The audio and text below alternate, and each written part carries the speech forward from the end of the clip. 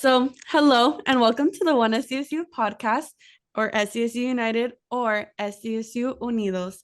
I am your co-host and student leader for this podcast, Angela Manzo. Hola, bienvenidos a este nuevo episodio. Soy su co-host, Andrea Bebber. Hi, I'm Vanessa Falconorta, faculty advisor for your One SDSU podcast and moderator for today's session. I'll be supporting our co-hosts today, Andrea and Angela, with questions from the audience. Bienvenidos, bienvenidas, bienvenides. To briefly introduce the initiative of the One SDSU podcast, we hope to achieve different variables throughout this project, which are to create unity within students and campuses by empowering students from diverse backgrounds and encouraging podcast creation for all. Additionally, our episodes are in the translanguaging between English, Spanish, and Spanglish. La iniciativa de One SDSU Podcast está dedicada a lograr diferentes variables a lo largo del proyecto, creando unidad y empoderación entre nuestros diversos estudiantes y fomentando la creatividad e implementación de podcasting para todos. Adicionalmente, nuestro episodio maneja el translenguaje del español, inglés y spanglish. Este episodio es en celebración del Mes de la Mujer y está dedicado a nuestras líderes futuras de la región fronteriza del Valle Imperial y Mexicali. This episode is in celebration of Women's History Month, dedicated to our leaders and future leaders who identify as women at the Imperial Valley, Mexicali, borderlands, and beyond. Our guest needs no introduction. However, let's give a warm welcome to Ms. Dolores Huerta. Dolores Huerta is one of the most influential American labor leaders and civil rights activists who has paved the way for the farm worker labor rights of our nation. With the creation of the Dolores Huerta Foundation, she continues her activism to this day, inspiring future generations with her legacy for years to come. Nuestra invitada, Dolores Huerta, es una de las líderes sindicales y activistas de derechos civiles más influyente de los derechos laborales de los trabajadores agrícolas de nuestra nación. Con la creación de la Fundación Dolores Huerta, continúa su activismo hasta el día de hoy, inspirando a las generaciones futuras con su legado. Bienvenida, Dolores Huerta, al One SDSU Podcast. Es un placer para nosotros tenerla aquí como nuestra invitada especial. Well, thank you very much for having me and for welcoming me into your space. Me da mucho gusto estar con ustedes y gracias por la invitación. And I am so happy to be able to share whatever experiences and anything in my life that can be helpful to students, that I'm very happy to do that. Thank you for the invite. You're welcome. Moving on to our questions now, we'll begin with some introductory questions. Just to get a little of sense and a feel to get to know you a little bit more. One of the very first questions that I have for you, Ms. Dolores Huerta, is how was it like growing up? Well, I was very fortunate in growing up because my mother was the main figure in our family. My parents divorced when we were children. And so I always saw her as a dominant figure. And she was very involved in the community, very charitable, always helping out people out. She had her own business. And she took advantage of that business to be able to be in a space where she formed the first Mexican-American Chamber of Commerce in Stockton, California. She helped us. I was a Girl Scout. She helped us with the Girl Scout troops. And she was always very involved in the community, going out there and registering people to vote. And so she was a really good example for myself and my two brothers. And the other thing is I call her an equal opportunity mother. Oh. I had an older brother and a younger brother, and my brothers had to do everything that I did. They had to sweep the floors, wash the dishes, make the beds, help with the cooking. Yeah, because she didn't believe in that old school that the girls and the women had to do all the housework, but the men also had to do their share of the housework. So she made a great example for me and for all my friends also. Yes, and we did know that you did go through higher education, correct? Yes, I did. Yeah, I was very fortunate to be able to go to college, and then I was a teacher. I became a teacher. But I stopped teaching when we started organizing the Farm Workers Union. I learn how to organize and how to bring people together and take a collective direct action to change things, nonviolent action. And once I learned that you had the power to do that, then this is what I wanted to do with my life. So I was very lucky that I learned that skill of organizing. And it was actually un gringo, Fred Ross Sr., un americano, no, as we used to say in the day, Sí. that taught myself and Cesar how to. And we belonged to another organization before we started the Farm Workers Union. It was called Community Service Organization, CSO. Mhm. And there, people in Los Angeles started that organization, and they brought in street lights and clinics and sidewalks, to their neighborhood. And they got the first Latino elected. And so in our organization, we had a lot of farm workers. But when we wanted to get the organization to support us to start the union, they said no. So then Cesar and I left the organization to start the United Farm Workers. Wow. So you did travel a really wide range from all of California. Oh, yes, and all of the United States also, because, by the way, I just want to say to all the people there in the audience that I think all of you are very, very blessed because not only are you bicultural, bilingual, but also you are able to go back and forth between the United States and Mexico. And it gives you such a, como pueden viajar entre México y Estados Unidos. So it gives you so much preparation, especially as we go into the future, because whether they like it or not, we know that the United States of America is becoming more and more brown. It's becoming more and more café, color café. And you are the ones that are being prepared, están preparados, no, to take the leadership in the new world that is coming ahead of, that is actually being created as we speak. Mm-hmm. That's very, very true. I agree. I think that living in the Imperial Valley, you have the border. We're right now in Calexico. So we're roughly around 10 minutes or even less away from the border. So I think that seeing that wall, I don't think it separates us. I think that us here feel similar and, we all connect together, which is always something really great, especially in this generation. And I have to share with you, when we were forming the United Farm Workers, Cesar and myself and others, that, we had a great organization. And the reason the farm workers came together is maybe many of you probably know this, that the workers had to work from sunup to sundown. They didn't have bathrooms in the field.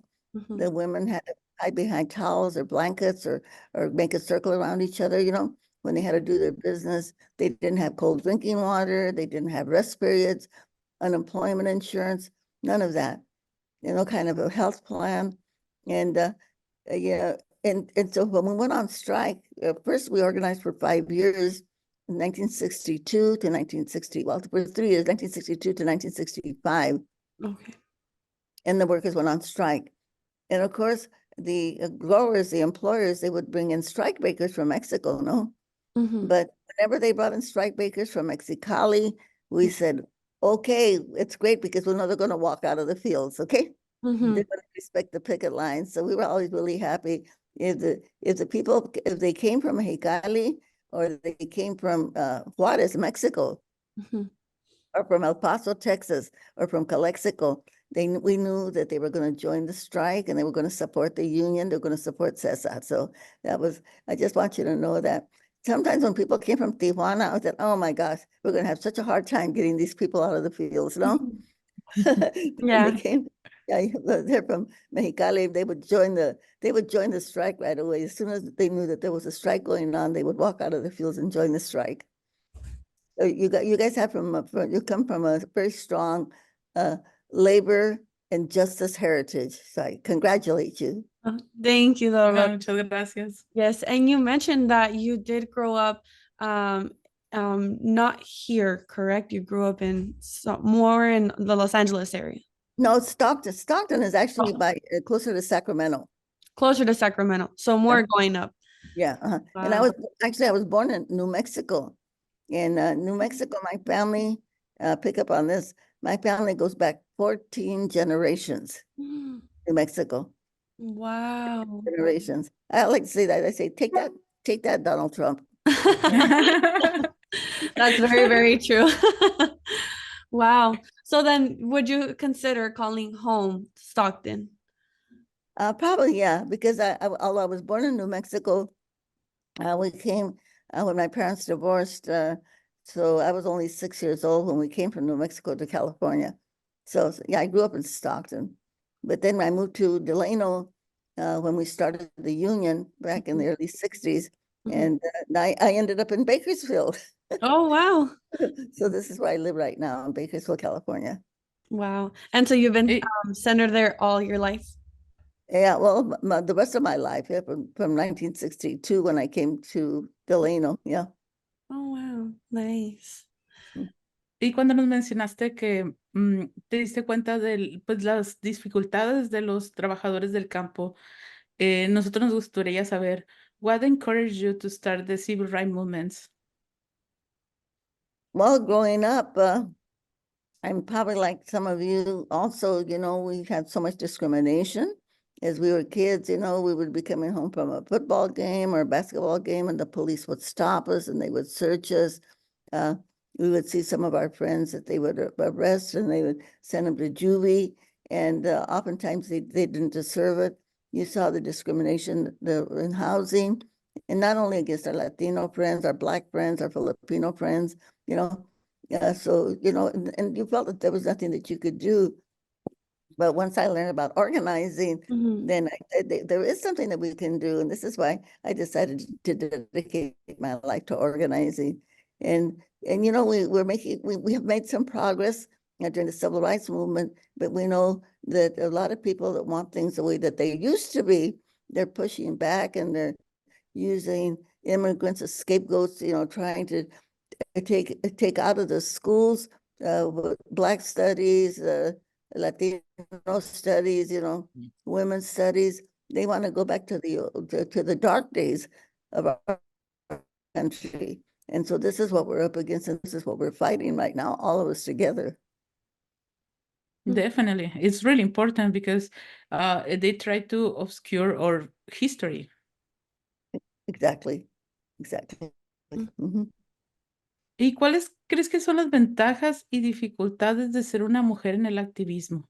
Bueno, lo que tenemos de bueno es que muchas personas prefieren que los líderes sean mujeres y no hombres.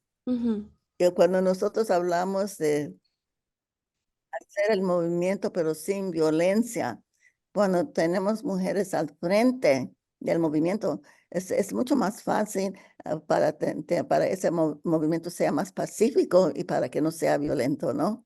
En la huelga siempre las mujeres estaban al frente de todo, y cuando las mujeres estaban al frente, luego no había pleitos entre los hombres, ¿no? Las mujeres, nosotros las mujeres creemos más en las cosas que sean más pacíficas, ¿no?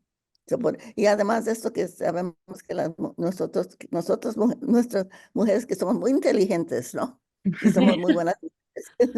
Sí, somos más estratégicas y civiles y también muy inteligente. Una de las personas que tú creciste en esas huelgas, ¿todavía tienes contacto con ellos? O sí, bueno, muchas de las personas ya han pasado, como César Chávez, pues ya se murió, ¿no? Y muchos líderes. Y ahí en Calexico tenemos uno de nuestros mártires que ahí está sepultado en Calexico, Rufino Contreras. We had, do Spanish or English? De los Am I dos. okay? Either way. Back and forth, okay. I just had a little message to confirm your language, okay? So anyway, we have 5 martyrs in the farm workers movement. And the first one was a young woman named Nan Friedman, who was killed in Florida in a sugarcane strike. She was run down by a truck. And our second martyr was an Arab, Naji Daifala. He was from Yemen, and he was killed by one of the deputy sheriffs here in Kern County, where Bakersfield is at, okay? Then our third martyr was Rufino Contreras, right there. Right, he was from Mexicali, and his gravesite is right there in Calexico. You know, we had a big march when Rufino was killed, and he left he was very young. He left a widow with 2 young children. Oh, and then we had another martyr, Juan de la Cruz. Juan de la Cruz was killed by a labor contractor who shot him in the heart, no, on the picket line. And then our last martyr was Rene Lopez. He was a young man. I think he was barely 20 years old, and he left a widow. She was only 18 years old, you know, and they were here from the Fresno area that were killed. So we have 5 people that were killed during the to try to form the union during the strike. Wow. And so the rest of the people, you would say that you do have contact with them, the ones that were able to be, to this day. Yeah, well, a lot of them, a lot of them, we have no contact with their children. Some of them are still around, so the La Huelga happened in 1965. So that was a long time ago. I think that's probably before your parents were born. Many of you before your parents were born, But some of the Huelguistas are still around. I'm sure that some of them are right there, might be in your area, and definitely in Mexicali. Yes. One other question that I would have, kind of piggybacking off the one that Andrea had asked, as a woman in leadership role during a time when it was predominantly male dominated, what obstacles did you encounter, and then how did you overcome them? Well, there's an obstacle that all of us as women have, and that is that men will try to take credit for your work, okay? Oh, Yeah. yes. So we have to say, make sure that you take credit for your work. And a lot of times we feel it's not the kind of vergüenza, to take credit for our work, because we think people are going to think, oh man, she's been a bee, because she's bragging on herself, or she's conceited. But we have to do that. And the reason why is because if we don't take credit for what we do in our work, then and let somebody else, like men, take the credit, then what kind of an example do we give for other women, right? So even if it feels like you're boasting, but remember, you're not doing it for yourself, you're doing it for the other women. Okay, you're doing it for the other women when you take credit for the work that you do. So it's happened to me several times when some of my colegas, would take credit for the work that I did, and I had to embarrass them. Yes. Everything that you just talked about, that you say that you accomplished, you didn't. You weren't even there. That was all my work. Okay, so it's kind of, we as women, we have to learn how to stand up for ourselves and be able to make people uncomfortable. I mean, often we as women, we don't like conflict. We want everything to be really nice. So we don't speak up because we're afraid we're going to make people mad at us or whatever, but we have to. And especially when people do the chistes colorados, and so we have to say to them, that joke that you made or that comment that you made is offensive. And I would appreciate if you would not do that. And, also we as women, there's still a lot of sexual harassment out there. And we have to say, that what you're doing is not right. And sometimes we want to do it privately to somebody that we respect. But if somebody's being a jerk out there, do it publicly, embarrass them. I call it an instant education, okay?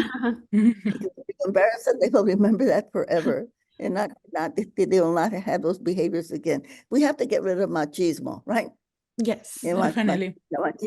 Machismo got it. Afuera con el machismo.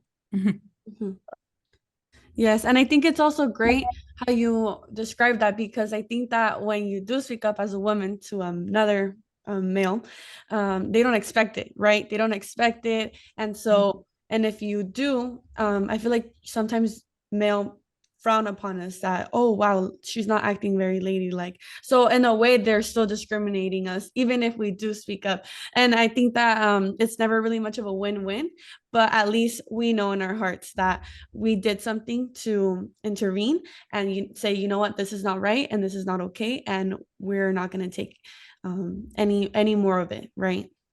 Yeah, and even in our families, like I mentioned, my mother, I never ever had to serve a plate for my brothers. Mm-hmm. They could serve their own plates. My brothers learned how to cook. They're better cooks than I am. My two brothers, they were better cooks than I. Mm-hmm. So we have to kind of practice that at home. And I know at home it's a little bit harder to do that, but that's a good place to start. The other thing, there's people out there that want to divide our community, and they are dividing our community. And they divide our community on the issue of women's reproductive rights. Mm-hmm. Now, we all know that a woman is the only person that can decide for her own body how many children she's going to have or not have, right? Correct. So, by the way, and I can say this because I'm the mother of 11 children. I have 11 children, yes. But my daughters and my sons, they don't have a lot of kids. Some of them have one or two, or some don't have any children. But so this is what we have to say out there to all the families. We cannot let them divide us on the issue of abortion. Abortion is a woman's right, again, to have control over her own body. And I know some of us, when we go back and we talk to our parents and our vecinos, our primos, whatever, and that issue comes up, and because a lot of us are raised Catholic or evangelicals, and that's, abortion is supposed to be a super sin. So we have to remind them that women have that right? And I always like to share the words of Benito Juárez. What did Benito Juárez say? El respeto al derecho ajeno es la paz, ¿no? El respeto al derecho ajeno es la paz. So again, how many children we decide to have or not have, that is our human right. And the same thing applies to gay marriage. If somebody falls in love with, marries, lives with somebody of their own sex, it's their business. Nobody else's business but their own. So share that with families. And I know you're going to probably get some pushback, okay? But we have to be messengers, and we have to have the courage to be the messengers to carry that out there, so we can end the sexism and end the homophobia and the machismo that exists in our culture.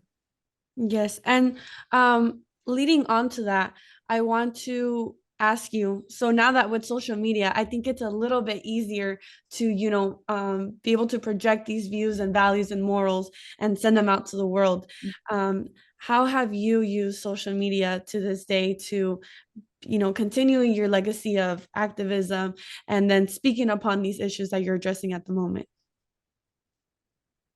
Well, we try to share with our foundation. We try to share different activities that we're involved in, like right now, Women's History Month. If you go to social media, you'll see members of our organization, of the Dolores Huerta Foundation. They're talking about celebrating Women's History Month, okay? And that's really important. Oh, the other thing, that's something that I'm not sure that you've been able to work on this or not, but we are fighting to get the Equal Rights Amendment for women. And a lot of people think, well, can we already have that? Que ya no tenemos derechos iguales? And we'll say no, because it's not in our Constitution of the United States of America. So that's what we're fighting for right now, the ERA, Equal Rights Amendment. Yes, because like you mentioned, there are several rights, but it's not throughout the United States consistently. There are some more states that are more conservative than others, and they take more rights away from women in some of them than others. Have you done any activism specifically in those, more conservative states, kind of more directly, or has it just been really broad with this ERA? Well, right now we're working in all the states, and I've done some work in Arizona, and I was recently in New Mexico, and I just got back from Texas also, because in Texas we have the problem there is that people don't vote, that they're not registered to vote, and it's really important that people register to vote, and that they can vote. So here in California, I actually passed a law in Sacramento that you did not have to have a deputy registrar. In Texas, they still have to find a deputy registrar to register people to vote, and that makes it more difficult. So here, anybody can register somebody else to vote. You can even do it on your cell phone. Wow. So And I know, also, I guess a lot of the people at the school, I guess some of them are citizens and some of them are not yet citizens, right? But even if you're not a citizen, you can encourage people that you know and tell them that they have to vote. That's really right. Yes. Mhm. Moving on to our next question. Andrea, would you like to do the honors? yes. I actually was going to ask what we can do as students, but you already answered, like we can encourage others to vote and ourselves to vote as well and inform us. Yeah, and once you find out who your congressman or congressperson is, you can write to that congressperson and ask them to sign on to the petition to bring the ERA to a vote, okay? It's called a discharge petition. DIS, discharge, DISCHARGE. Yeah, if we get enough congressmen to sign that petition, they have to bring it to a vote, okay? So Okay. So we'll get everybody there, all the students, to send an email to that congressperson, Thank you for to that your advice. congressperson. Oh, thank you so much for that advice. You're welcome. And another question we have is, what are your most memorable accomplishments as a leader? In addition to what we got for the farm workers, the right to have a union, unemployment insurance when they're out of work between seasons, we got laws passed even before the union that anybody who's a legal immigrant to the United States, si tienen su tarjeta verde, they got their green card, they are eligible for public assistance, aid to the blind, aid to the disabled, aid to needy children, old age pensions. That's from the state of California. This is a law that I was able to get through the legislature here way back in the 60s. Okay, driver's licenses in Spanish, the voting ballots in Spanish. These are laws that I got to pass. And the big one, hold on to your seat, the Amnesty Bill of 1986. The Amnesty Bill, Amnestia. And I passed that law in the Congress of the United States. And a lot of people give Ronald Reagan credit because he signed the law. But the people who worked to pass that law was Senator Ted Kennedy, que descanse en paz, Senator Ted Kennedy, a congressman from California, que se llama Howard Berman, a Jewish congressman, Peter Rodino, an Italian-American from New Jersey, and Peter Schumer, the guy who is now the head of the Senate of the United States, are the ones that helped us pass that law. And hundreds of thousands of people got their legalization.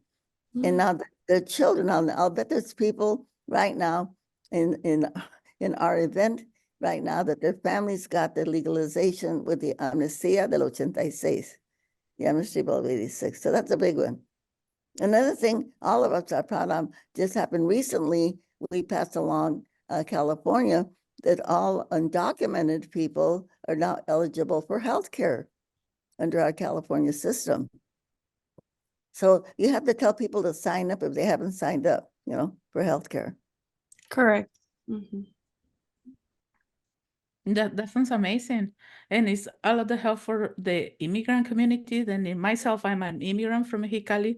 So it sounds so great and amazing for us. And what is your favorite success? That one that you think like this is the thing, then it was the best thing I ever done that you love, then you have done it. Well, in the work that we do, that we did with Cesar and myself and CSO and in the Farm Workers Union is to empower people, to let people know that they have power, that they can change things in their community, that they have the power to do that. They don't have to speak English. They don't have to have a high school diploma.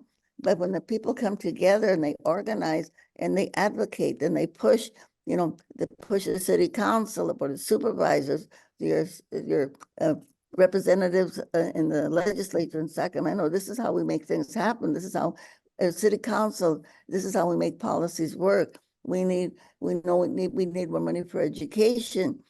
We need more money for healthcare. But we have to go out there and make the politicians vote on those policies to give us what we need. To me, the greatest accomplishment is when you empower people and you let them know that they have power. And the leadership that we grow in our community. And I want to share some words that Cesar Chavez said. It's for the students. Cesar said, when you're in school, you read about history, you write about history, you talk about history. But when you become an activist, you make history. Yes. Wow. When you become an activist, you make history. So we want people to become activists. And I think I like to think that's what I have been doing with my life, is getting people to become activists. So then we can pass laws like La Amnistía and healthcare for undocumented people, and we know that we need another amnistía. We're like 30 years behind since we had the last one. So it's time for us to really make sure we get people elected to the Congress of the United States and the Senate, so we can get another amnesty bill passed. Wow. Do you like when you talk about the laws and all of that, because I have taken like classes of policy, and they mentioned that we need to involve and learn, but what is like the first step? Because sometimes us as students, like myself, I'm a social work student, so I feel like that's too big for me, like what can I do? Like I'm just this like a small student and I don't know what to do. What could be your advice? No, it's not too big for you. Yeah, it's not too big for you. The main thing to do is to get involved. I mentioned writing a letter to the congressman, or an email, an email to the congressman to pass the Equal Rights Amendment. You can even go to your local city council and ask them to pass a resolution for the Equal Rights Amendment. And there's just so many things that we can do. And there's other laws that are being passed right now or voted on in Sacramento, like we're trying to get the police out of the schools, getting more money for education. So just taking that first step of like sending an email, and you can actually get a meeting with your congressman. They have to have an office there in Calexico and say, hey, we want to meet with you. We want to meet with you about the Equal Rights Amendment and see if you'll help us get that law, or any other law that you think is important right now for your community. Just go out there and set up a meeting and get the students either to go to their office or make him come to your place, okay, to meet with you where the students are. And that's a good civic lesson. Getting civically involved is super important, especially right now, because what's happening in our country now, we have a lot of fascism coming in. Fascistas, people that want to hurt and punish people, and they're targeting us. They're targeting immigrants right now. I call them the haters. They hate us. They're using immigrants as their target right now. And so we have to come together and organize so that they can't get away with what they're trying to do. Definitely. I think that's something we all have to ponder about it and try to do something about it. And thank you so much for your advice. And what are the challenges or disadvantages that you have faced? Well, some of the challenges we already spoke about. Of course, I was arrested many times. I've been arrested about 20 times. The racism that we all have to deal with, that's always a problem. And again, the sexism that we already talked about. So these are the challenges. But the one thing, when you have a challenge or an obstacle, something that gets in the way of what you're trying to do, just go around it. Figure out a way. Okay, tengo este reto. What am I going to do? I'm going to go around it, no? And when we figure out strategies of how we can still accomplish what we want to accomplish, that really helps us because it makes us stronger. It makes us stronger, and we learn new skills. The main thing is that we never give up, okay? Because the only time that we lose is when we give up. So we stay focused on what we want to do, what we want to accomplish. And then when we need help, ask for help. Mhm. Oftentimes, we feel embarrassed to ask people for help or something that we need, but there will be somebody out there that will help you. And if the first person that you approach doesn't want to help you, you know what, go to another person. And if that person doesn't, then you go to somebody else. The main thing is we don't give up. We're not quitters. We don't give up. Has there I know that we won't give up, and it's always great to not, but has there ever been a point where you have felt that you wanted to, or thought maybe doubts in your head, maybe not necessarily give up, but any doubts that you had? No, I really am being honest to say that I have never given that thought. I've never had that thought of giving up. I've always figured out, okay, this didn't work out. What do we have to do different? I mentioned the big strike that we had. We had the grape strike, the lettuce strike down there in Calexico. Mhm. And when we first had the strike, we couldn't win because they brought in so many strike breakers and they took the jobs of the strikers. So then we started a boycott. And we asked people not to eat grapes, we asked people not to eat lettuce. And when all the prices of the lettuce and the grape dropped, and the growers couldn't sell their products, and that's when they signed the contracts, okay? Mhm. So we didn't give up, we just did a different strategy. So that's what we have to do. We have to do different strategies. I think it's really nice that you mentioned that, because I feel like a lot of people are mostly reactive instead of proactive. So I think that pushing, people to be more proactive and think outside the box. Hey, something didn't work out. No worries. There will be another solution to everything. And it's as easy as it sounds, a lot of people find it difficult to actually implement that mentality of being proactive. Mhm. Yeah, true. And thinking about things that we can do, you can always do a march. Mhm. You can do a teach-in at your school, a picket line, any kind of a protest. And you can even do them on Zooms, I believe, Mhm. but if we get people together, have a rally, we can always make some noise, Uh-huh. make some noise, call some attention to yourself and the cause that we're trying to accomplish. I agree totally. Mhm. Oh, I want to share something else with you too. Coretta Scott King, the La Viuda, the Martin Luther King, Uh-huh. she said that we will never have peace in the world until women take power. I agree. Think about that, okay? Because if there's a meeting anywhere where they're making decisions at a table, a board table, 50% of the people there should be women, okay? 50%. If not, they're going to make the wrong decision. I agree. The opinions and the voices of women really do matter. I remember a quote that I believe I listened to in a women's study class. It's something regarding, I'm not sure entirely too sure how it goes, but I know that women have to be at the table. Um, that way our voices can be heard. Because if you're not at the table, you're on the menu. I think it was in Mexicali, actually. It's a long time ago, way back in the 60s or the 70s. And I went to, they had a big event there, and they had all of the people on the dais were men, Mm. all of them. So I went up to the people, it was a labor event, I think. And I went up to them, I said, hey, there's no women up there on the dais, and they got really embarrassed. And right away, the fueron y agarraron mujeres to sit up there on the dais, So if we go to an event and we say that there's only men up there, we say, hey, what happened here? We have to have some women up there, Mhm. and kind of embarrass them. Yeah. Them to make sure they have women up there. Yeah, and it circles back to the notion that you were making about women's rights. So many times we have seen men just opinionate and make decisions on women and the reproductive rights and what we should do.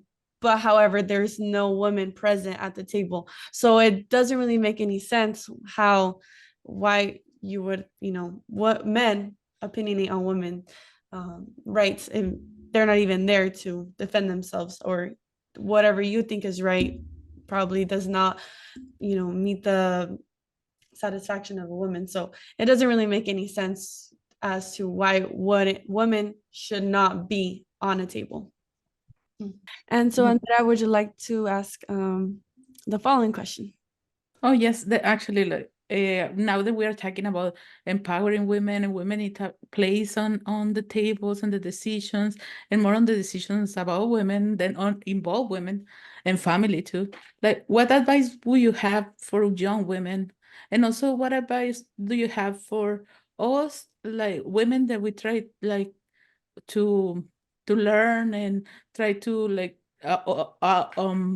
como hablar más, ¿sabes? Como por abrirnos, que nuestra voz se escuche. How can we address like women that may they feel then that's not their place? Talking about the Equal Rights Amendment, because a lot of people don't know that that's not in the Constitution of the United States of America. Que ahorita estamos luchando to try to get that. It'll be the 28th Amendment. So I would say if you can get that around the school, that would be so good. And the ERA, Equal Rights Amendment for Women. And I mentioned about sending some emails or making some postcards and have people sign them and send them to the congressperson. You know, making some noise around that. Ruido, because people don't, our friends, our primas are on this fight to get the Equal Rights Amendment for, and organize it so you can get women elected to your school board, to your city council, and of course to the legislature. Now, I think you all know this because the Chief Justice of California is from Brawley.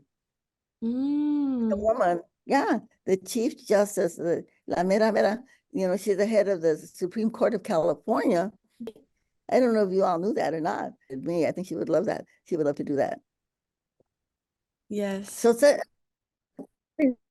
the example for other women, you know, because they can look to all of you and what you're doing, and then, you know, ask them to join. And fighting for, again, reproductive rights for women. We know that's a hot issue, but it's even hotter in our community. Do you agree with me on that one? That it's a hotter issue in our community. And we still have a lot of people my age, you know, and maybe somewhat younger, your grandmas and maybe some of your mothers or tias and all that, that they still think that abortion is wrong, no? And that makes it difficult for the younger women. So we have to explain that to them. And there was one of the saints in the Catholic Church, St. Thomas Aquinas, he said that a fetus is not a child until it's born. A fetus is not a child until it's born, okay? And some of the conversations are kind of uncomfortable, no? Like they say in Spanish, te incomoda, pero no te mata, no? Yes, like you mentioned, all the future generations, past generations, it is a little difficult for them to accommodate. I think that change is always good. However, change is always difficult for people to implement. So they like to be, you know, maybe thinking inside of the box always, and having those mentalities and those morals stick with them and follow them on into future generations. But there should be a breaking point where we have to break the cycle and say, you know what, if we don't do anything now, then no change will be given, and more people will have to continue to suffer and, you know, not have any rights, right? Yeah, and giving an example, you know, about when we know this happens, you know, so women are raped, you know, women are still getting raped, and and a woman who's raped may have to end up having a child from somebody who raped her, and she'll see the face on that child of the rapist every day, you know, or sometimes, as we know, there's incest out there too, you know, where some family member raped somebody. And, you know, so then they, you know, that person should have the right to have an abortion when that happens, you know? So I think if we give examples like that, that maybe people will understand a little bit more. Yes, thank you for those insights, Ms. Dolores Huerta. We are reaching now to the end of our own questions before we transition into the Q&A. One of the concluding questions that I'd like to ask you is, what keeps you going today? The fact that we have more people out there to organize, more people to inform, people to get them to become activists, to become engaged, because the only way that we can beat all of the hate that's out there right now that's directed against us is by us coming together and organizing. That's the only way that we could win. So that's what keeps me going, because there's more people out there that need to be organized, they need to be informed. Yeah, because we still have a lot of people that have a lot of doubts in their mind, or they feel that they can't do anything. that they're helpless, and want to say, no, you're not, your person is all that you need. Or they think, well, maybe I don't have a college education or a high school education. And you tell them, no, you don't need that. All you need is your person. All you need is yourself. Cesar Chavez only went to the 6th grade, or the 8th grade, I think, but didn't he never went to high school. Yeah, but la gente no tiene escuela. That doesn't mean that they don't have a brain. They have a brain. They have energy. They're smart. They just didn't have the opportunity to get a formal education, but they still have intellect. They have energy, and they have power. And I also think that it's also very important for when you see stuff on the internet to do that extra step, to go that extra step and do a little bit of more of your research and indulge into that one little concept. So that way you understand and, grasp all information and are able to continue, advocating for that one specific issue that you see on the internet, because most of the times, it could be false claims and false information. So what do you think about that when you see something that is actually false? What advice would you give to people to go that extra mile? Well, I would try to respond to any misinformation or false information that we see out there. And at the same time, we shouldn't let that bad energy affect us. We want to fight that. And then if we get angry about something, let's use that energy from our anger to go forward and do something, take some kind of an action, right?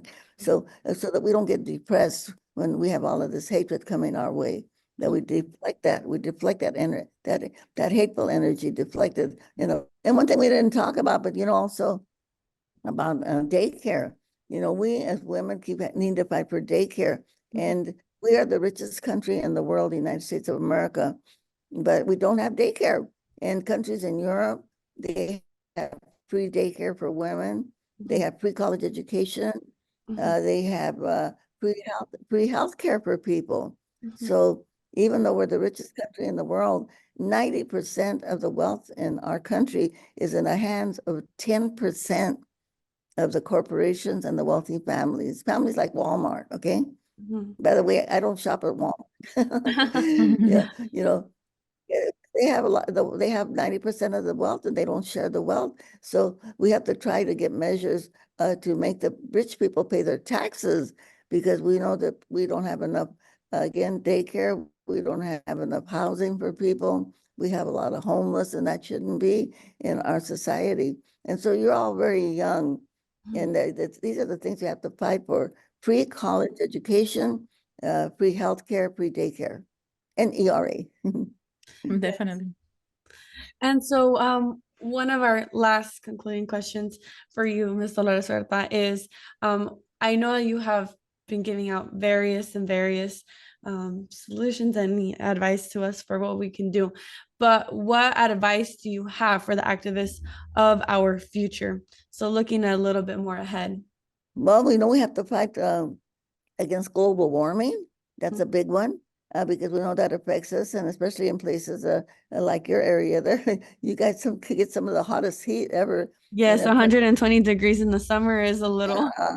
And it affects agriculture. It affects a lot of things. So that definitely, we all need to get involved in stopping global warming, and that is a big cause. And I don't know if we all have doing anything in that area now, but our Governor Newsom is very involved in that, and they have a lot of committees that are working on the issue of climate change. And so I would say that is one area. Besides, fighting the racism, fighting the sexism, the machismo, fighting the homophobia. All of us, we have to do whatever we can do in terms of stopping global warming. Thank you so much. I agree on that 100%. I'm gonna go ahead and pass the platform on to Ms. Vanessa Falcon. Well, Again, thank you so much for these insights, this advice. I need to echo and just highlight the importance of definitely supporting and joining the cause for the Equal Rights Amendment. Absolutely, more than ever, it's an opportunity for us to learn, to be aware, and absolutely to contact our Congress, contact Juan Vargas, contact at a local level. Here we have amazing mayors that are, also supportive, inclusive regarding matters for women's rights, LGBT rights, and at a local level with Gloria Romo, also Ureña, Raúl Ureña, our alcaldesa, former alcaldesa now, also on board with these issues. And I think if we come together, we organize, I think joining the effort for the Equal Rights Amendment is ground like number one. And even for you ladies, amazing young leaders of our future and co-host for the One SDSU podcast, using this platform to also get the word out and to learn, to brainstorm, and to organize together. So I just have to echo that advice and that importance, and changing the current rights that are written for us, that were not written with us, nor for us, but now we have the power to change that. And I think this the Equal Rights Amendment is definitely that opportunity. So I have to just reflect one more time on that. Yeah, and I belong to an organization. It's called the Feminist Majority. The Feminist Majority, and you can look at, and also Ms. Magazine, MS Point, Ms. Magazine. That was started by Gloria Steinem. Now the Feminist Majority Foundation, we own that magazine. So you can get on the web, okay, and look it up. It's MS magazine, and there's a lot of good stuff in there on the ERA. That's on that magazine. I would, I'd say to you that you should download that, okay, so you can see that. And also maybe ask them to send you some buttons, some ERA buttons that you pass around, or stickers, pass around the campus there for people, so people can work on that.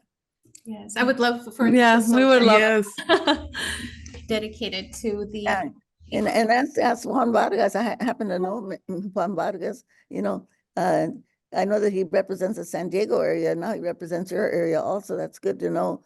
Yeah, ask him what's happening with the ERA, Juan. What are you doing to help us? Okay.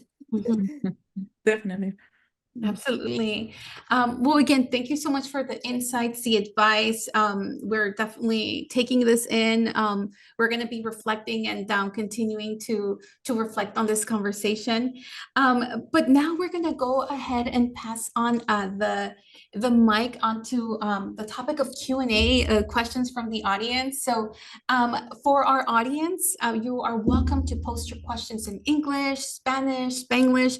Pueden hacer sus preguntas en inglés, en español, en Spanglish, y sus preguntas las pueden hacer en el Q&A section of this webinar, so you can type your questions there. As you type your questions, let us know where you're tuning in from. Let us know whether you're in Mexicali, in El Valle Imperial, in San Diego, Tijuana, or beyond. Let us know where you're tuning in from.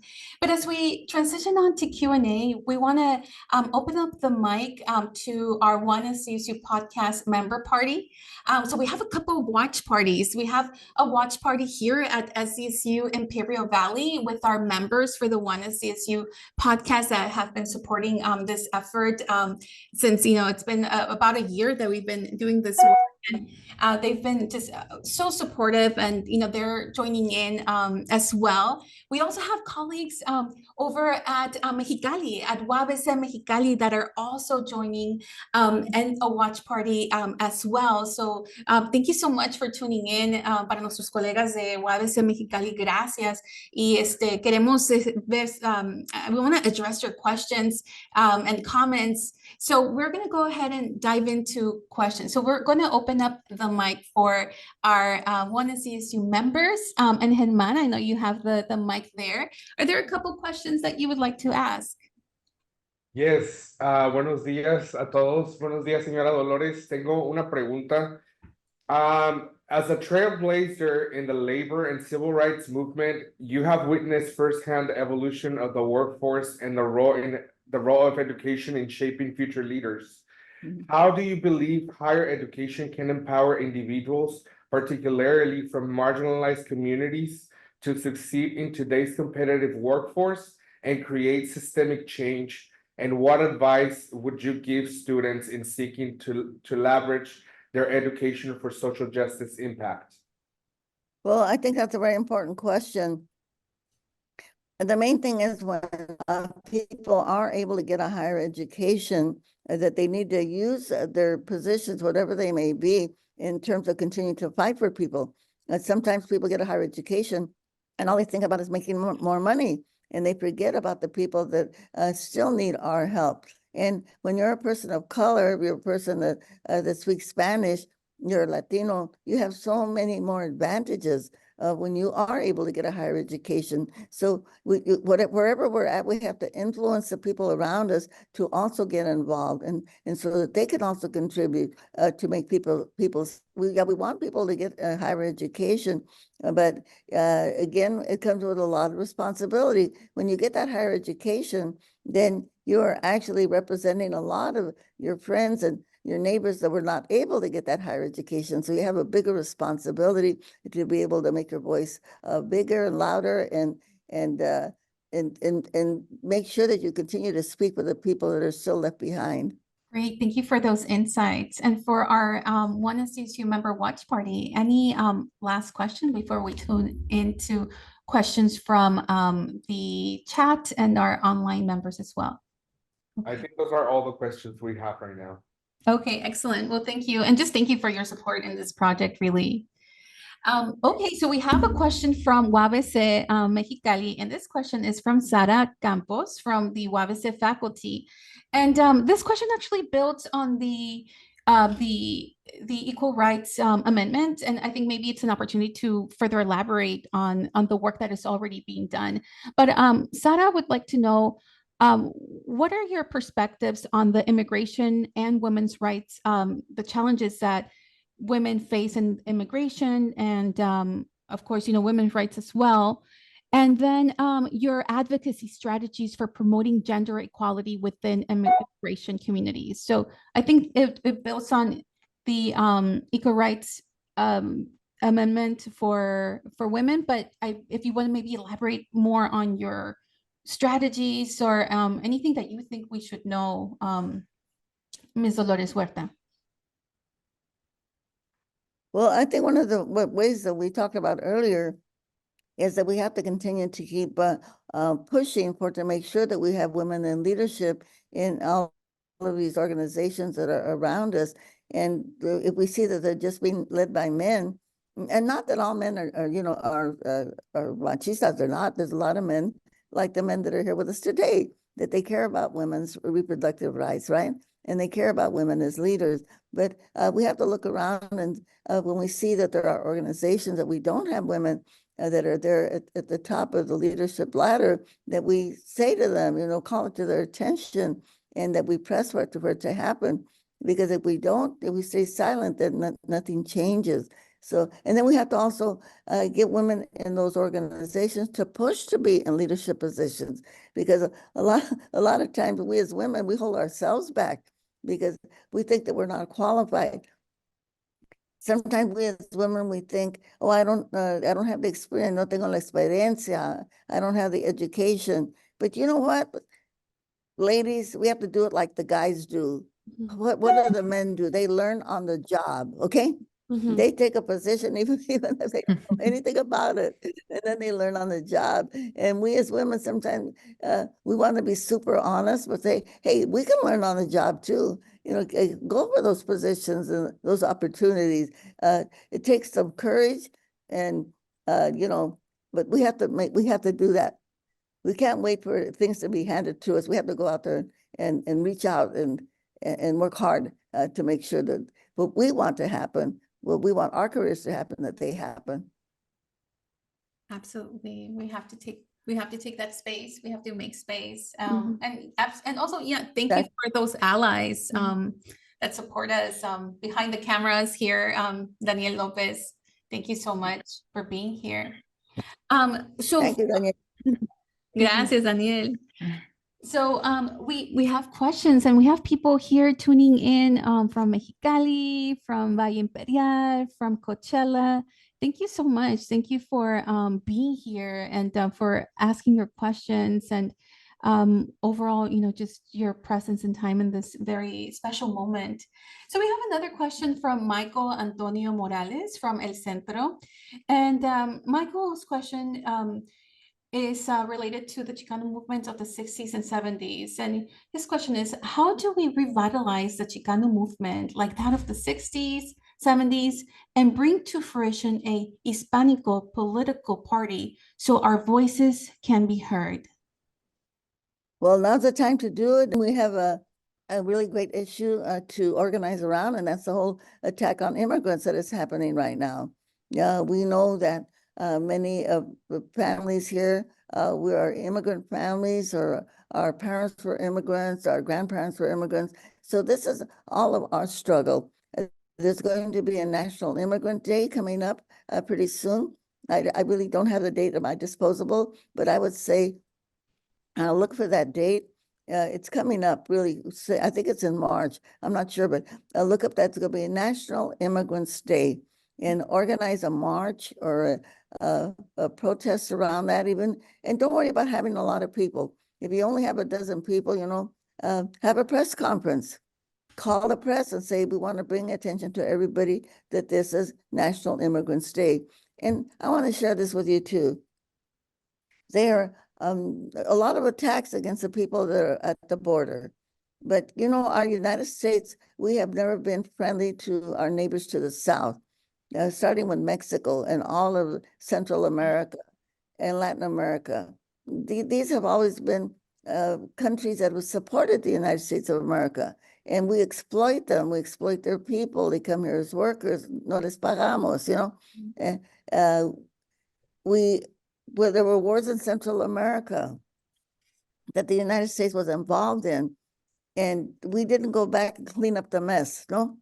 We left a big mess there with the civil wars in El Salvador and Honduras and those places, and we never went back. American corporations have gone in there and exploited people.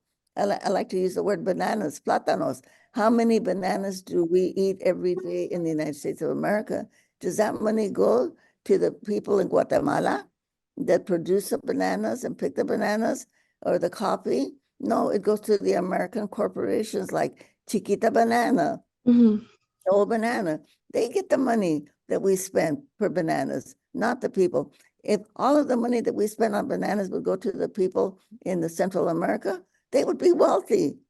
They wouldn't have to leave their homes. And people are leaving their homes because of terror, because of poverty, because of global warming that is affecting their crops, So, these are not terrorists. These are people that need our help. And we as Latinos, we have to advocate for that we have to start making our voices a lot louder and speaking up for the immigrants that are on our border. The other thing I like to reflect on this also is the people at our border. I'm talking about the ones from Latin America because, there's other people too coming from other countries, like Africa and places like that. But when we think of who are the indigenous people of North America and South America, who are the indigenous people? These are the people that are at our border right now. This is la gente que le pertenece esta tierra. This land belongs to them, and they are not strangers to the land. This is their land. So we have to have loud voices and speak up, so make sure that the politicians can hear us and say to them, you got to stand up for immigrants, and you got to stand up for the immigrants at our border. And we have to change our foreign policy. If we think of all of the money that we spend in wars in the Middle East, killing people, we need some of that money to help our neighbors to the south so that they can develop their own economies, because nobody wants to leave their home. They leave their home because they're forced to, because they have to survive. So let's come together on National Immigrants Day and make it a women-led protest, women-led press conferences, and speak up for our hermanas, okay? Our hermanas. Absolutely. Yes, we have to join and displacement, leaving, you know, leaving your home is not an easy decision. It's a life-threatening choice, trajectory that people go through. So being conscious of that, and I think coming together on National Immigrant Day will be paramount for that. Mhm. Okay, we have so many questions here. So we have another question from co-founder of the Chicanx Sin Fronteras student organization, Camila González. And her question is, ¿cómo agarró tanta fuerza para luchar? ¿Cómo agarró tanta fuerza para luchar? ¿Y cómo comenzó sus primeros pasos para sacar su plan? La fuerza la agarré sabiendo que la gente tenía necesidad. Mi madre siempre nos decía desde que estábamos chicos, si usted mira a una persona que necesita su ayuda, usted tiene ese deber de ayudarle. Y no debe de también esperar que le paguen por la ayuda que les da o que tenga alguna clase de reward, you know. Ese es un deber de nosotros como personas humanas. Y como decía el santo San Francisco, ¿no? Así, San Francisco de Asís, seguimos aprendiendo como sabe, podemos decir que no nos cuesta dinero para hacerlo, siempre nos cuesta que demos nuestro tiempo, poquito de nuestro tiempo, que también es la cosa más preciosa, es nuestro tiempo. Pero si damos nuestro tiempo para agarrar a más personas que nos ayuden a hacer como acciones colectivos, todos nosotros juntos, llamar atención a los proyectos donde la gente tiene necesidad, así es como podemos hacer los cambios. Y la fuerza viene del trabajo que se tiene que hacer. Y sabemos que el trabajo está ahí, que tenemos que hacer cambios. Y si nosotros no hacemos los cambios, todo se queda igual. Así es que nosotros tenemos ese deber y tenemos la vida, la energía para hacerlo, que Dios nos ha dado. Sí, gracias a Dios. Ok, y esta pregunta es relacionada a su premio que recibió en el 2012 del presidente Obama. So relating to that award bestowed to you with the most prestigious award that the Presidential Medal of Freedom, can you tell us about that experience, about that day? Well, that was a very important day, and I loved it because it was given to me because I'm an organizer. And Obama was an organizer also. And he actually learned how to organize the same kind of method that we used to organize people, con juntas caseras, having house meetings in people's homes, getting them together, family by family, bringing them together. That's the way that we organize. And we know that there's a lot of leadership in our community, but people don't know they have that leadership until we put them to work, and then they find their leadership. So that made me very proud. And when I met President Obama, the first thing he said to me, he said, "I stole your slogan." He said, "Puede." And I said to him, "Yes, you did." Yes, you did. You stole my slogan. Oh. Okay, and we have another question from Mexicali, from Sara Campos. Sara says hello. Same question. Oh, okay. Oh, sorry, we've already asked that question. All right, so we have another question from Sara Campos, and this question is a two-part question from a student from UABC Mexicali. And the first question is, what can men do to support this topic and the gender equality? Y la segunda pregunta es, ¿qué le motivó a ser activista social? So two questions. How can men support the equal rights amendment movement? And then lastly, what motivated you to be an activist? Well, men can help us, like we're talking about, sending emails to Juan Vargas, the congressman, asking him to not only to sign the petition for a vote in the Congress and the House of Representatives where he's at, but to recruit other congressmen to do the same so we can have enough votes there to pass the law. That's a really, really important job. You know, so sending the message and sending an email to Juan Vargas, the congressman from that area, to ask him, please help us pass the Equal Rights Amendment. And so right now, that's the most important thing that we can do. And men out there also want you to speak out also, like we talked about a little while ago. If you go to a place and there's no women on the dais, there's no women speakers, you go to the host and say, ¿Dónde están las mujeres? Okay. We don't have any women here as speakers. How come we don't have any women here at the table making decisions? You know, your voices as a feminist, men are very, very important to support women. And we definitely need your help to make this happen. And help us also with your fellow men to kind of get rid of the machismo that exists. And we know a lot of men are machistas because that's the way they were raised. Their fathers were machistas or their grandfathers, you know. So kind of to change the machismo, to spread the word among your friends, to say we got to be supportive of women. We can't degrade women, make fun of them. You know, we have to support women because remember this too, everything on this planet in terms of human beings came from the body of a woman. All men came from the body of a woman. Okay, so men owe a lot to women, even here on earth. They owe it to a woman that bore them, that had them. And join in the press conferences and emails, yeah, and that we're going to have. And there's a march there for ERA for Women's Month, you know, to celebrate Women's Month. Please join in the march. Yes, every man has a mother. Yeah. Get in voice, yeah. Use your voice to support women among your other men that you know. Y sabemos que hay mucho movimiento en Latinoamérica, también south of the border, and in Mexico with March 8th, right? The Marzo 8 with the movement of Ninguna Más. And I think, you know, also maybe just exploring the possibilities of joining the movement on both sides of the border. Why not, you know, think beyond. So here we have another question from Brenda, and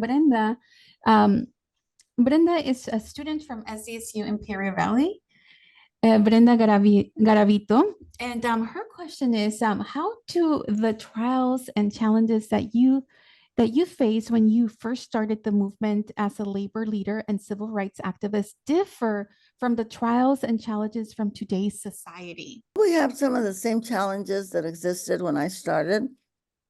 I think some of the challenges are less now because people are more used to seeing women as leaders, as labor leaders and all that.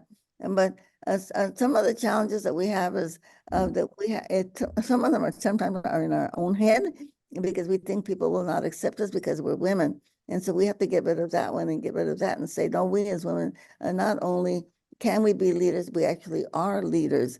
And look for those opportunities to lead, that we can lead. And if people close the door on us and don't let us in the front door, we got to go around to the back door, you know, or open up a window and crawl in. But there's always got to be a way. We got to figure a way that we can make ourselves heard and be listened to. So the thing is, we can't let people stop us. Look for those opportunities, or make those. Sometimes you have to create the opportunities if they don't exist. You create that opportunity for yourself so that you can be at the table. Yeah, don't let the hostility hold you back. And even though sometimes it might feel uncomfortable, it's okay to feel uncomfortable. It's okay to feel uncomfortable. Sometimes they say that you might feel like an imposter, or you could just pretend. Yeah, pretend. You know, if you feel uncomfortable, pretend that you're a great labor leader or a great civil rights leader or a great woman leader. You know, put that into your heart and into your soul and act on it. Yes, I agree so much. And we have a question here from Yamit, a 5th grader from Coachella. And Yamit's question is, were you ever scared? Were you ever scared to protest? Yes, I was scared oftentimes because I was arrested. I was terrorized. My family was terrorized at night by breaking the windows of our house. I was beaten up by the police in San Francisco. And so, yeah, but the thing is that, again, we can't let that stop us. Actually, we're human beings, and when people threaten us, or we get scared, but we can't let that stop us. Okay, and we have to make that everything that happens that way will make us stronger. It will actually make us stronger as long as we don't let that kind of attack stop us, because that's what they want to do. They want to stop us. They want to discourage us. But we have to say, okay, there's nothing that you can do to me that's going to stop me. I'm going to keep fighting for my raza. I'm going to stay fighting for women. I'm going to keep fighting for immigrants. I'm going to keep fighting to make sure that we can save our planet. Okay, so we have a lot of good people out there. Thank you. On a question related to immigration, here I think our guest is anonymous, but here our participant would like to know, you mentioned that the Imperial Valley has a tradition of labor. However, more people seem to forget that not acknowledge that when it comes to immigration, so not acknowledging labor when it comes to immigration. Many people, even naturalized immigrants, are buying into the Republican talking points on immigration.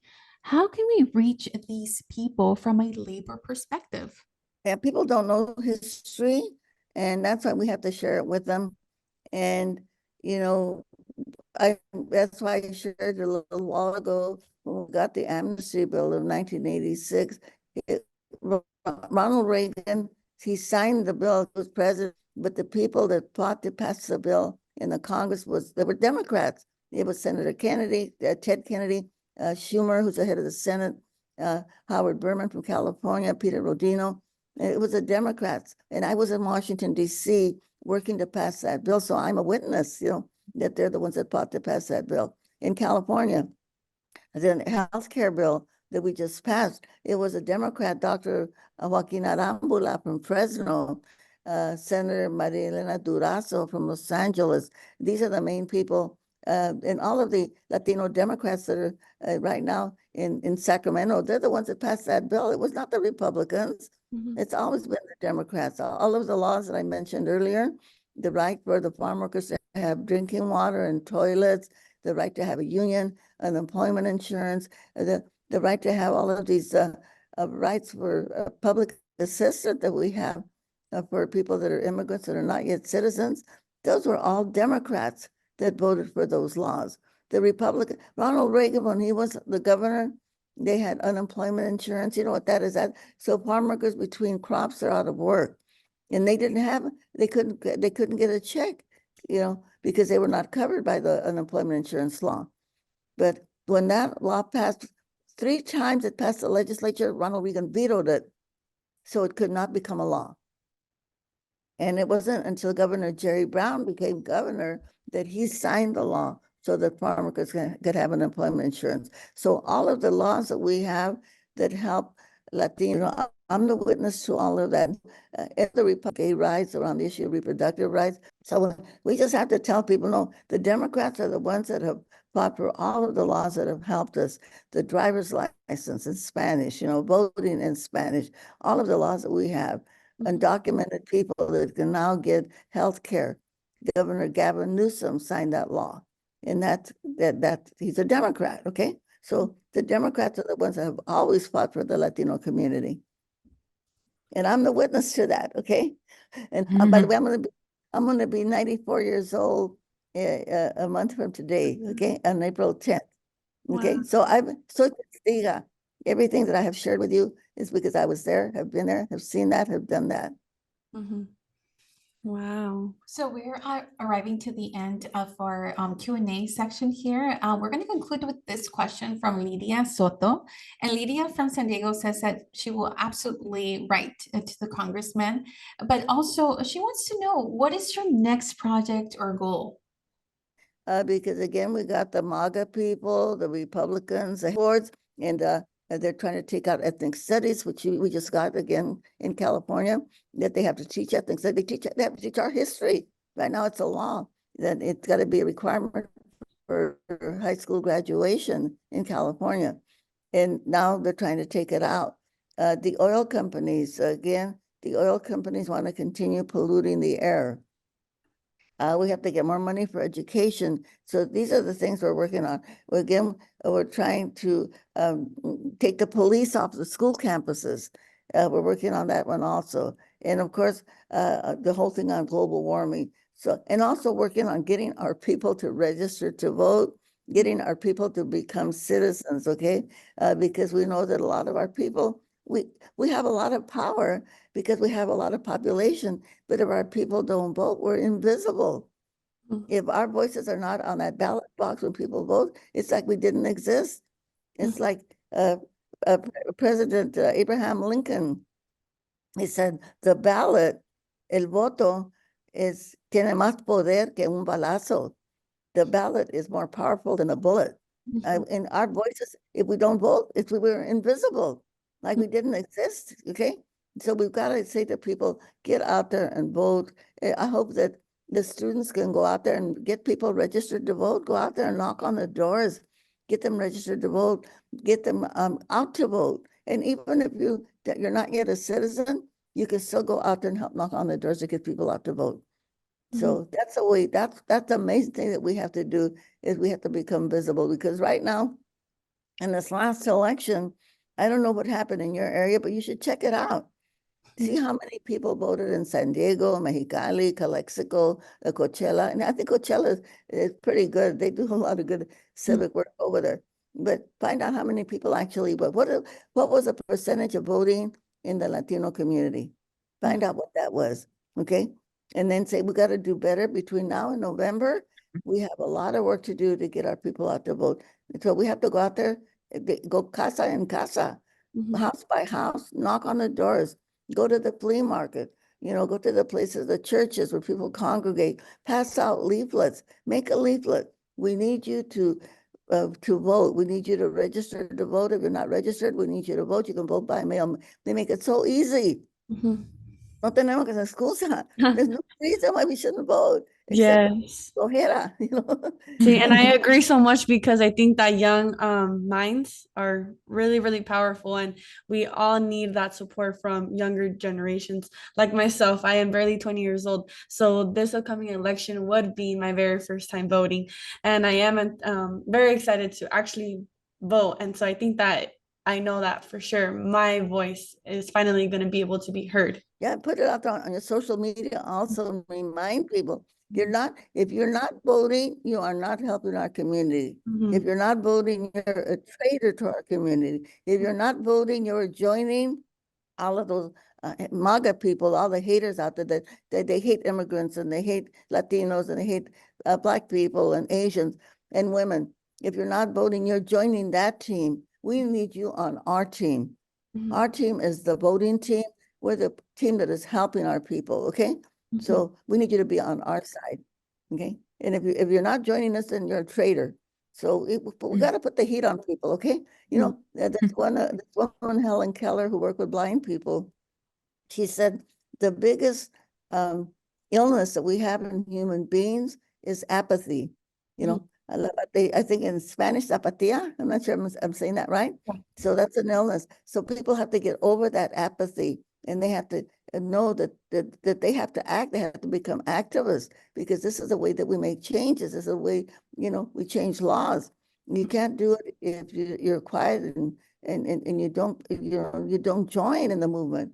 So we're right now tenemos un movimiento para justicia, and we want people to join that movement for justice. And the base of that movement is democracy, to keep our democracy alive. The foundation of our democracy is voting. So please, if nothing else, we got the ERA to work on, and we got to register people to vote and get people to vote. We have a lot of time between now and November to really organize our communities. Absolutely. So we've arrived to the end. Sí se puede. So Angela, So just remember this, all of you. I'm going to share this with you. I want to say, and I want you to answer me. And the people that are here in the waiting room over there también, remember this, and we want to stand up on your feet, okay? We could just stand up, and then I'm going to ask you a couple of questions. And the questions I'm going to ask you, there's two questions, and I want you to repeat this with the people when you have your meetings, all right? The question I'm gonna ask you who's got the power? And I want you to say, we've got the power. And when I said, I'm gonna say, what kind of power? I want you to say people power, okay? Okay. Can we do that? Okay. Okay, let's go. 1, 2, 3. Who's got the power? We got We the got the power. What kind of power? People People power. power. People power, okay? Are we gonna use our people power to go out there and organize our community? Make sure that they go vote and they keep fighting for our raza. What do we say? ¿Se puede o no se puede? Sí Sí se se puede. Sí se puede, sí se puede. Okay, let's get out there and do it, okay? Yes. Thank you so much. Thank you for having me. Really Yes. appreciate it. Yes, of course, Ms. Dolores Huerta. So we're just gonna go ahead and close off our episode here. Andrea, would you like to do? Go ahead. Thank you for your inspirational stories, insight, and advice to our future leaders of the Imperial Valley, Mexicali, Borderlands, and beyond. Yo me quedo con el que hay que aprender a sentirnos un poquito incómodos, pero hablar al respecto de las cosas. As a farming community, your presence in this space is an honor. Sí, muchísimas gracias por su historia tan inspiradora y por sus consejos para nuestras futuras líderes de las zonas fronterizas entre el Valle Imperial y Mexicali y más allá. Como comunidad agrícola es un honor su presencia en este espacio. Muchísimas gracias por tenerme aquí. Muchas gracias y adelante. Todos juntos vamos a ganar, ¿ok? Trabajando todos juntos nuestro movimiento para mujeres y para nuestra raza, para nuestros emigrantes. Thank Sí. you so much.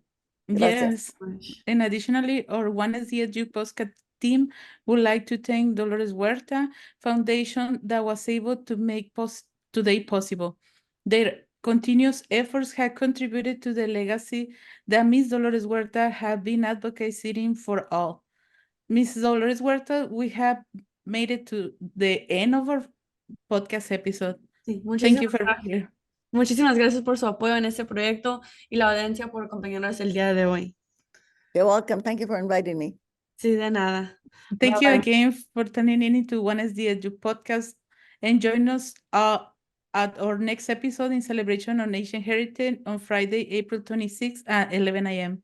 And for more information, follow us on Instagram at ccc_SDSU_IV and at OneSDSU Podcast, or email us at onesdsupodcast@gmail.com. And with this, we conclude our episode.